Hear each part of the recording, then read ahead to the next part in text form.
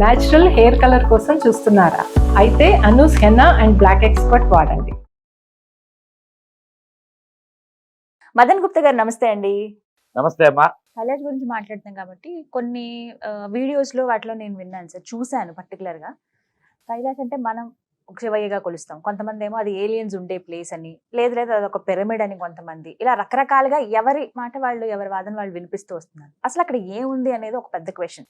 పిరమిడా నిజంగా, లేకపోతే మహాశివుడే అక్కడ కొలువై ఉన్నాడా, అదొక కైలాస పర్వతంగా చూడాలా, లేకుంటే అక్కడ ఏలియన్స్ ఉంటాయా, ఏంటి? బౌద్ధులు దాన్ని భక్తిగా కొలుస్తారు, జైనులు భక్తిగా కొలుస్తారు, వైష్ణవులు భక్తిగా కొలుస్తారు, శైవులు భక్తిగా కొలుస్తారు. అండ్ అటు చైనాలో అంటే కమ్యూనిస్టులు తీసేయండిలే, వాళ్ళకి అసలు బుర్రలు ఉండవు అనుకోండి, మామూలుగా చైనా వాళ్ళు దాన్ని భక్తి భావంతో చూస్తారు. ఇందరికీ అది ఒక శ్రద్ధా కేంద్రం, రైట్? ఇప్పుడు మనం ఏలియన్ అని ఎందుకు అనుకుంటున్నారు? అక్కడ ఏలియన్స్ ఉంటాయని ఎందుకు అనుకుంటున్నారు? ఏలియన్స్ చాలా చోట్ల కనిపిస్తుంటాయి, చాలా చాలా చోట్ల కనిపించినట్టుగా మనకు కొన్ని కథనాలు ఇవి విన్నాం. అక్కడ ఇప్పుడు స్వయంగా ఎక్కినటువంటి ఒక పర్వతారోహకుడు వాడిచ్చినటువంటి స్టేట్మెంట్ ఏంటి? ఇక్కడ వయస్సు పెరుగుతున్నది, తొందరగా ముసలితనం వచ్చేస్తుంది అని చెప్పి చెప్పాడు. అంటే ఏంటి? అక్కడ ఒక ఎనర్జీ ఉన్నది, ఆ ఎనర్జీ టైంని నీకు ఇచ్చేస్తున్నది. అర్థమవుతుందా నీకు? ఏజ్ అయిపోతుంది. సో అక్కడున్న ఎనర్జీని నువ్వు ఆరాధిస్తున్నావు. శివుడు దేనికి స్వరూపం? శక్తికే కదా. మరి ఇప్పుడు ఆ శక్తిని నువ్వు ఆ రూపంలో కొలుస్తున్నావు, నువ్వు దాన్ని ఒక శక్తి స్వరూపంగా తీసుకో. నువ్వు అక్కడ వెళ్ళినప్పుడు ఆ కాస్మిక్ ఎనర్జీ ఏదైతే ఉందో దాన్ని నీలోకి తీసుకోవడానికి ప్రయత్నం చేయి. ఇది ముఖ్యంగాని అక్కడ ఏముందో నీకు ఎవరికి తెలియదు. నువ్వు నన్ను ప్రశ్నిస్తే నేనేమన్నా ఇక్కడ కళ్ళు మూసుకొని కూర్చొని హాస్టల్ ట్రావెల్ చేసి ఆడకెళ్ళి అంత శక్తి నాకు లేదు కదా తల్లి. సో ఇప్పుడు మీకేమనిపించింది? మీరు విన్నారా ఇలా రకరకాలుగా ఉన్నాయమ్మా, చాలా దాని మీద చాలా కథనాలు ఉన్నాయి. ఎన్ని కథనాలు ఉన్నా ఏమైనా అది ఒక శక్తి కేంద్రం. శక్తి కేంద్రాన్ని ఇప్పుడు నువ్వు ఒక దేవాలయానికి వెళ్ళావమ్మా, అది శక్తి కేంద్రమే. అక్కడ నీకు కాస్మిక్ ఎనర్జీని రిసీవ్ చేసుకోవడమే, అవునా కదా? పాజిటివ్ ఎనర్జీని నువ్వు రిసీవ్ చేసుకోవడమే. ఇది కూడా అటువంటి ప్రదేశమే. వీటన్నిటికంటే ఎక్కువ ఎనర్జీ అక్కడ ఒకే చోట ఇదై ఉన్నది. దానికి రీజన్ ఏంటి, అది చెప్పగలవా? అక్కడే అంత ఎనర్జీ ఉండడానికి ఈ భూమండలంలో ఎక్కడా లేనంత శక్తి కైలాస పర్వతం దగ్గర ఎందుకుంది? అది సెంటర్ ఆఫ్ ద భూమికి సెంటర్ అని అంటారు దాన్ని. బహుశా దానికి సంబంధించినటువంటి సైంటిఫిక్ పరిశోధనలు ఇప్పటిదాకా ఏమీ జరగలేదమ్మా. ప్రయత్నించిన వాళ్ళు కూడా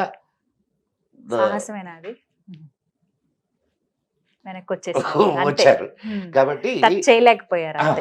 దాని గురించిన పూర్తి సమాచారం అయితే అంటే సైంటిఫిక్ ఇదైతే మాత్రం ప్రస్తుతం దాకా లేదు. ఏదో తక్కిన వాళ్ళు ఇప్పుడు అది పిరమిడ్ అని, లేకపోతే మానవ నిర్మితం అని కొందరు చెప్తుంటారు.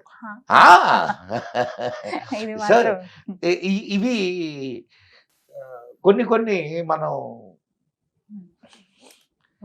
విని మన నమ్మకం ప్రకారం మనం నమస్కారం చేసుకొని ఓం నమ శివాయ అనుకోవడం కంటిన్యూషన్. అంటే మాలాంటి వాళ్ళకి ఇప్పుడు వచ్చిన ఈ సినిమాల ద్వారా ఈ జనరేషన్ వాళ్ళకి ఎక్కువగా తెలిసింది ఏంటంటే, కల్కి ఈ సినిమాలో శంబల ఈ శంబాల గురించి చెప్పారండి. నిజంగా కైలాస పర్వతానికి దగ్గరలో శంబాల ఉందని, ఇలా ఇప్పటికీ ఆ ప్లేస్, ఇప్పుడు ఆ ప్లేస్ ఉంది, నెక్స్ట్ అంతా అక్కడ ఉండబోతోంది, ఆ సినిమాలో చూపించినట్టే జరుగుతుంది మాక్సిమం అన్నట్టు అన్నారు. నిజమా?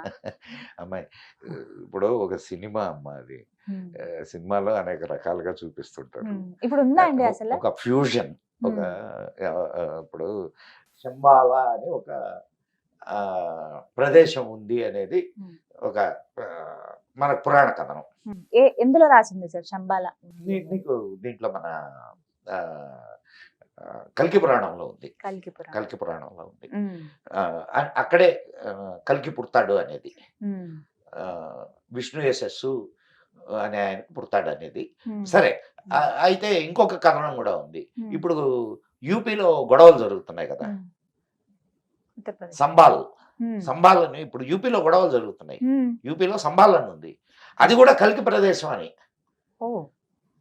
కల్కి టెంపుల్ ని నాశనం చేసి అక్కడ మసీదు కట్టారని ఇప్పుడు ఆ గొడవలు అయ్యాయి అక్కడ. సో అయితే నేను చదువుకున్న నా దీని ప్రకారం అటువంటి ప్రదేశం ఒకటి ఉన్నది అక్కడ, కానీ అది మానవ నేత్రాలకు కనిపించేటటువంటిది మాత్రం కాదు, కనపడదు. అది ఇట్స్ ఎ హైడెడ్ ప్లేస్. అక్కడ ఏజ్ లెస్ గా ఉండేటటువంటి వాళ్ళు అనేక మంది అక్కడ, అంటే ఋషులు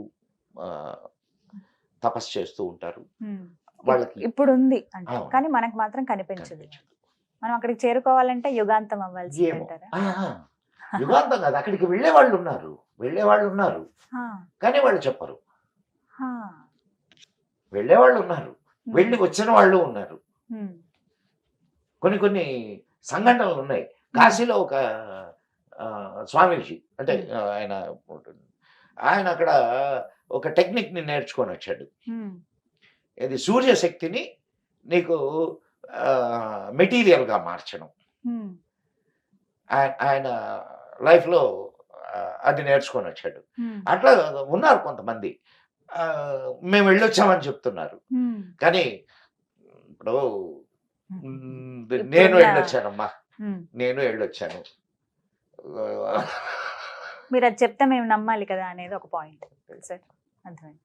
ఇప్పుడు ఇక్కడ హైదరాబాద్ లో ఉండేవాళ్ళు కూడా కొంతమంది చెప్తున్నారు నేను అక్కడికి వెళ్ళొచ్చాను అని. ఓం నమ శివాయ. శంబాల ఉంది. అయితే కలియుగం గురించి పాయింట్ వచ్చినప్పుడు అండి, మరికొద్ది రోజుల్లో లేదా మరికొన్ని సంవత్సరాల్లో యుగాంతం అవుతుందండి. 12 నుంచి చూసుకుంటే 2012 ఇక మాక్సిమం అంతా అయిపోతుందని. ఆ తర్వాత మళ్ళీ నీకు అంటే నీ వయసు ఎంతో నాకు తెలియదు, ఆడపిల్లల వయసు అడగకూడదు అంటారు. అడగండి సార్. మగవాడి సంపాదన, ఆడపిల్ల వయసు అడగకూడదు అంటారు. డాక్టర్ వేదవ్యాస అని ఉండేవారు, ఐఏఎస్ ఆఫీసర్. ఆయన రిటైర్డ్.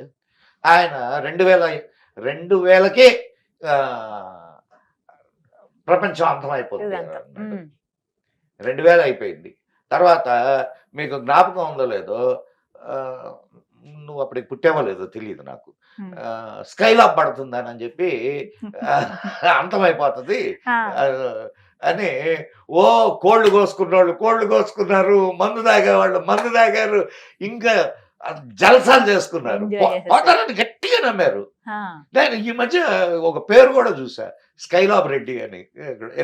ఇక్కడ మన రాజకీయ నాయకుడు ఒక ఆయన ఉన్నారు, స్కైలాబ్ రెడ్డి అని. బహుశా ఆ టైంలో పుట్టినవాడు కాబట్టి ఆయనకి ఏమన్నా ఆ పేరు పెట్టారేమో తెలియదు నాకు. సో అంతమైతే ఏది అంతం చెప్పు నాకు? పూర్తిగా ఇంకా అందులో మనుషులు ఎవరు ఉండరు, పూర్తిగా అంతమైపోతుంది. ఇప్పుడు నీకు ఒక చిన్న ఇది చెప్తాను. కృతయుగం పోయింది, ద్వాపరం వచ్చింది. ద్వాపరం, త్రేత, ద్వాపర, కలియుగం. కృతయుగం పోయింది, తర్వాత త్రేతాయుగం వచ్చింది. త్రేతాయుగంలో రాముడు, అవునా? ఆ తర్వాత మనుషులు ఉన్నారా లేదా? ఉన్నారు. అక్కడి నుంచి మహాభారతం జరిగింది, అదే మీన్ ద్వాపరం తర్వాత మనుషులు ఉన్నారా లేదా? మనం ఉన్నాం కదా. సో కలియుగం తర్వాత మనుషులు ఉంటారని ఎందుకు అనుకుంటున్నావు? మరి యుగాంతం అంటే దేనికి అంత? యుగాంతము అంటే ఒక పీరియడ్ అయిపోయి ఇంకొక పీరియడ్ వస్తుంది. అంతే తప్ప ఏదో పెద్ద యుద్ధం జరిగి క్రాష్ అయిపోయి భూమి అంతా ఇలా అవి ఇప్పటికి అతలాకుతలం. చాలా జరిగినాయి. ఉమ్, అవి ఇప్పటికి చాలా జరిగినాయి. ఉమ్. దాని గురించి అసలు ఆలోచన ఎందుకు? పోతే అందరం పోతాం. అవునా కదమ్మా? ఉమ్, దాని గురించి భయపడాల్సిన ఇది ఆలోచించాల్సిన ఇది ఏం లేదు. ఉమ్, యుగాంతము అంటే యుగాంతము ఇప్పుడు యుగము అనేది ఒక పీరియడ్ అమ్మా. ఒక పీరియడ్. అవునా కదా? అవును, ఈ correct. పీరియడ్ దాటి ఈ పీరియడ్ లోకి వస్తున్నారు. చేంజ్. దానికి మొత్తం నాశనం అయిపోద్ది మొత్తం. సో ఫస్ట్ భయపడ్డం మానేయాలి. ఎందుకంటే నేను చూపించే సినిమాలు అవి కూడా అది ఏవైతే చూస్తున్నామో వాటిలో కూడా యుగాంతం అంటే అక్కడికి అది కంప్లీట్ గా స్మాష్ ఎట్లా అయిపోతుంది అని. సినిమాలు చూసి ఆ నుంచి ఏది అండర్స్టాండింగ్ రాకుండా. డిసైడ్ అయిపోద్ది అంటారు.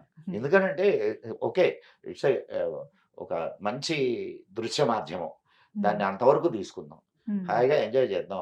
గంట 2 గంటలు సినిమా చూసినప్పుడు ఎంజాయ్ చేద్దాం.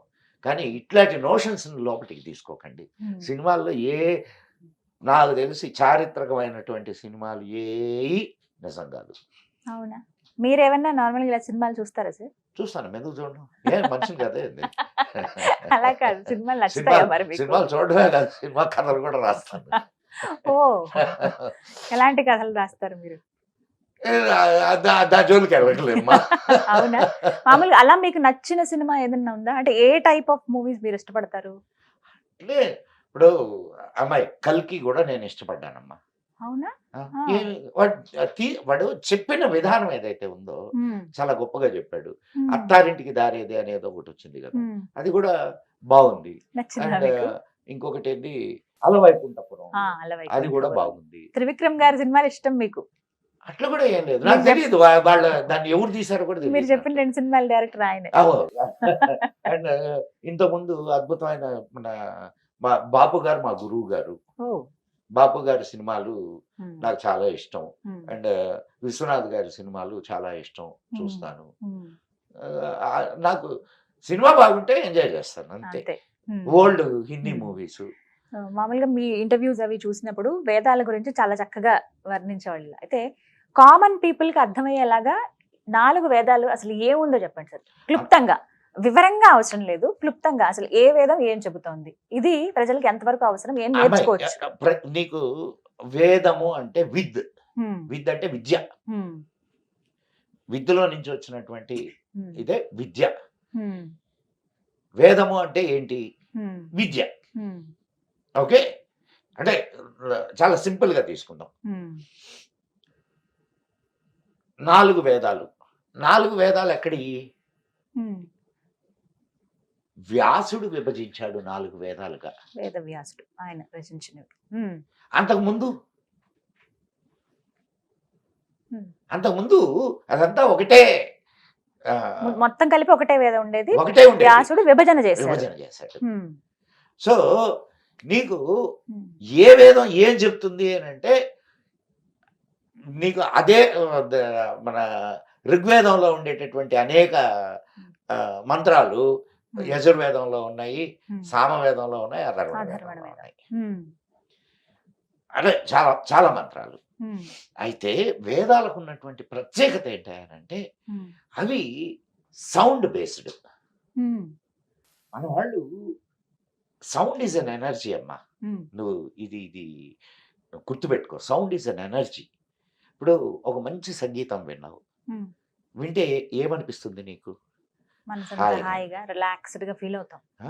ఒక ఏదో డబ డబ డబ డబ డబా అనే ఒక శబ్దం విన్నావు, అప్పుడు అండ్ మనం మంచి మూడ్ లో ఉంటే ఓకే ఎగురుతాం వాటితో ఏదైనా పాటుగా. అట్లా కానీ కాదు, లేకపోతే ఒక భయంకరమైనటువంటి శబ్దం విన్నావు అది మనకి రిఫ్లెక్ట్ అవుతుంది, మనం అలాగే ఉంటాం. మ్మ్. అంటే energy is affecting you, sound energy is అవును. Affecting you. మ్మ్. వేదంలో మ్మ్. నీకు శృతి ప్రధానమయ్యి మ్మ్. ఉదాత్త అనుదాత్త స్ఫురిత స్వరాలతో వాటిని చదువుతారు. మ్మ్. నువ్వు ఒక్కొక్క విధానంలో చదివితే మ్మ్. ఒక అర్థాన్ని ఇస్తాయి. మ్మ్. సాంస్క్రిట్కు ఉన్నటువంటి గొప్పతనం అది. మ్మ్. సాంస్క్రిట్ ఇప్పుడు ఆ, నీకు ఇట్లా చెప్తే నీకు బాగా అర్థం అవుద్ది. Hmm. అంటే అర్థం కావడానికి చెప్పండి. ఇప్పుడు మేధ Hmm. మేధ అనేది మేధ. ఒక ధాతు శిలపు. Hmm. అశ్వమేధ యాగము. Hmm. ఇప్పుడు అశ్వమేధ యాగము అనగానే ఏమనిపించింది చెప్పు? రామాయణం గుర్తొచ్చింది. ఆహా, అశ్వమేధము అంటే Hmm. గుర్రాలకు సంబంధించి. గుర్రాన్ని Hmm. చంపేయడం, ఆ, ఇది కదా. మదన. Hmm. ఆ? కానీ మేధ అంటే మేధాశక్తి. మేధాశక్తి, Intelligence. Hmm. పెంపొందించు, Hmm. జ్ఞానము, Hmm. ఇవన్నీ అర్థాలు ఉన్నాయి మేధ అనే పదానికి. Hmm. మేధ అనేది సరస్వతీదేవికి ఇంకొక పేరు. Hmm. ఇప్పుడు చెప్పు నాకు. అదే మరి అది ఎలా కనెక్టింగ్? ఇప్పుడు నువ్వు అశ్వమేధ యాగము, అశ్వము మేధ. అశ్వము అంటే యాక్చువల్ గా అశ్వము రాజ్యానికి చిహ్నం. అశ్వము రాజ్యానికి చిహ్నం. అశ్వమేధము అంటే రాజ్యమును పెంపొందించే యాగం. అయితే కొన్ని కొన్ని విన్నాను నేను, గుర్రం ఎక్కడ దాకా పరిగెడితే ఆ రాజ్యం అంతా అక్కడ దాకా అది పెంపొందించడమే కదా, అది అంతవరకు కదా. రాజ్యాన్ని పెంపొందించడం. ఆ, సో ఇప్పుడు నీకు అది అర్థమైంది. క్లారిటీ వచ్చిందా? ఉమ్, అట్లా వేదాలకు సంబంధించినంత వరకు, వేదాలకి ఇప్పుడు దాకా ఎవ్వరు భాష్యం రాయాల. ఉమ్, ఎవరో ఒకరిద్దరు ప్రయత్నాలు చేశారు కానీ ఉమ్, ఏఈ కరెక్ట్ కాదు. ఉమ్. మరి సాధారణ ఆ, వ్యక్తులుగా ఎలా అర్థం అవుతుంది? ఆ, అది నువ్వు అధ్యయనం చేయాల్సిందే అది. అంతే. ఇప్పుడు అందుకే నీకు కొంతమంది వాళ్ళ జీవితాన్ని దానికి ఇచ్చేసేస్తారు. ఉమ్, ఒక్క వేదం చదవడానికి 7 సంవత్సరాలు పడుతుందమ్మా, ఆ, ఒక్క వేదాన్ని అభ్యసించడానికి. ఉమ్, ఎప్పుడైనా సరే వేదాన్ని నేర్చుకోవాలి అంటే దానికి ముందు షట్శాస్త్రాలు నేర్చుకోవాలి, ఉమ్, తర్వాత వేదాన్ని నేర్చుకుంటారు. ఉమ్, సో ఇవన్నీ అయ్యేసరికి ఒక 7 సంవత్సరాలు పట్టుద్ది. ఒక్కొక్కటి 7 సంవత్సరాలు. 7 ఏళ్ళు అన్నిటికన్నా అంటే కష్టం. ఓన్లీ నేర్చుకోవడం వరకు. అంతే. ఇంకా నేర్చుకోవడం వేరు, ఉమ్, అధ్యయనం చేయడం వేరు. ఉమ్, అధ్యయనం అంటే ఇంక దాన్ని రీసెర్చ్ చేయడం మొదలెట్టాడు అనుకో, వాడి జీవితం చాలదు. బా. ఉమ్, సముద్రం అమ్మా ఇది. ఉమ్, పెద్ద సబ్జెక్ట్ చాలా. ఒక ఒక ఒక నీకు ఆ సూర్యుడికి సంబంధించి నీకు అంటే అంత మనం ఇక్కడ చెప్పుకునే అంత మీకు చెప్పే అంత నాలెడ్జ్ నాకు అయ్యో. లేదు. అండ్ కాదు కాదు, నీకు ఉదాహరణకు మాత్రం చిన్న Example. ఇది చెప్తాను. ఉమ్, సూర్యుడికి సప్తవర్ణాలు, ఉమ్, సూర్యుడి నుంచి సప్తవర్ణాల వెలుగులు వస్తున్నాయి. ఉమ్. ఇది సైన్సా కాదా?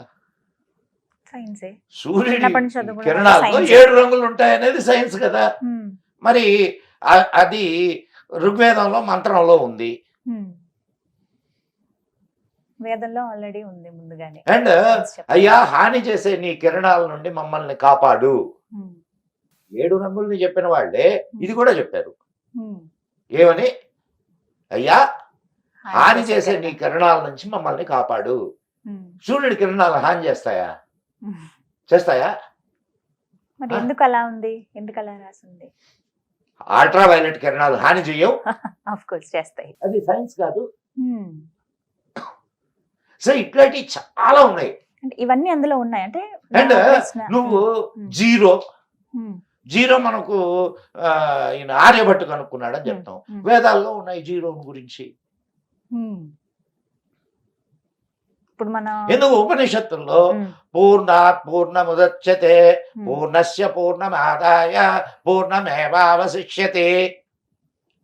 పూర్ణము, శూన్యము, సున్నా. ఏది కరెక్ట్ చెప్పు? పూర్ణం అన్నా మనకి ఇలాగే అనిపిస్తుంది. అంటే కంప్లీట్ పూర్ణం అంటే, శూన్యం అంటే ఏమీ లేదు అని కదా అర్థం. కంప్లీట్.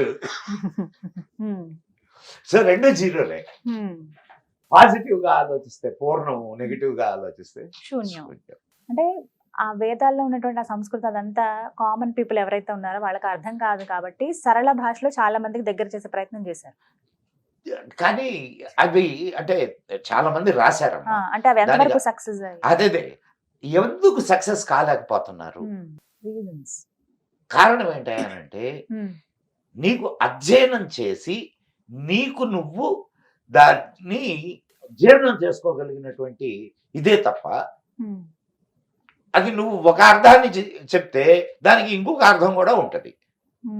ఏ అర్థాన్ని తీసుకోవాలి? అదొక క్వశ్చన్ మార్క్ మళ్ళీ. సో అందుకని వాటికి అర్థాల జోలికి పోవాల, అధ్యయనం జోలికి పోయారు. ఇప్పుడు అనేక శాస్త్రాలు మనకి ఇది ఈ జ్యోతిష్యము అంటే ఖగోళ శాస్త్రం, జ్యోతిష్ శాస్త్రము అంటారు దాన్ని.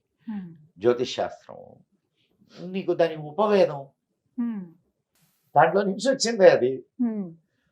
మరి ఇందాక అనుకున్నాం కదా ఇవన్నీ ఈ గ్రహాల ఇదంతా మేము వేదాల నుంచే తీసుకున్నామని చెప్తున్నారు వాళ్ళు రాసినటువంటి శాస్త్రం.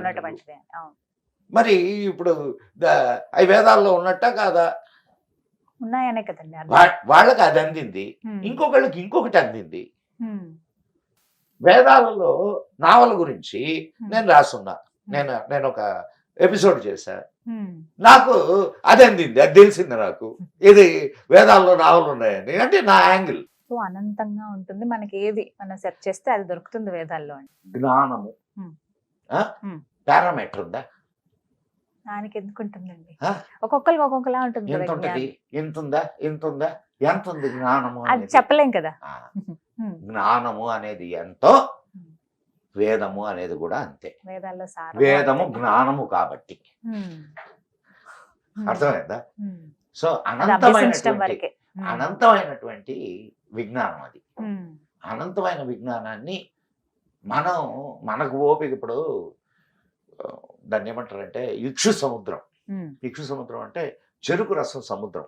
ఇక్షు అంటే చెరుకు, ఇక్షు సముద్రం. దాంట్లో నీ కడుపు పట్టినంతే తాగగలవు తప్ప అంతకు మించి చేయలేగా.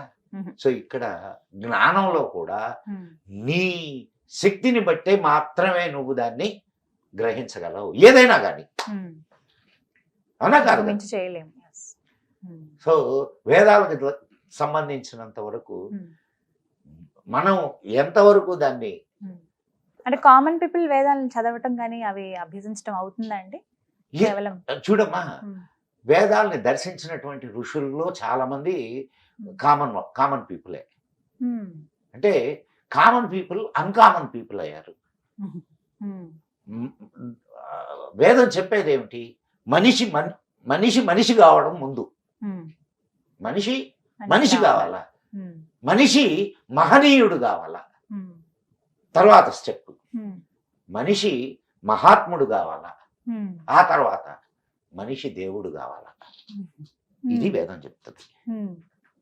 ఈ 4 వేదాల్లో ఉన్నది ఇదే. మంచి అది ఎలా అర్థం చేసుకుంటారనే దాన్ని బట్టి ఉంటుంది. మీరు అన్నారు కామన్ పీపులే అభ్యసించారు అని, బట్ ఇవాళ ఇప్పుడు నువ్వు ఏమి తెలియనప్పుడు ఒక కామన్ గర్ల్ కొంత తెలిసింది, లిటిల్ ఇంటెలెక్చువల్ గర్ల్ ఇంకొంచెం తెలిసింది, షీఈస్ అన్ ఇంటలెక్చువల్. అవునా కదా? నువ్వేగా కామన్ గర్లే కదా. సో ఇలా ఉంటుంది అనమాట. బట్ ఇంకా పూర్తిగా మాట్లాడదాం వీటి గురించి ముందు ఎపిసోడ్స్ లో. అసలు ఏంటి, ఏ వేదం ఏం చెబుతోంది, ఎందుకు మనం అది చదవాలని కానీ, ఎందుకు అభ్యసించాలి, దాని ద్వారా ఏం నేర్చుకోవచ్చు అని చక్కగా చెప్పారు sir. Thank you so much for your time. నమస్కారం. ఓం నమః శివాయ.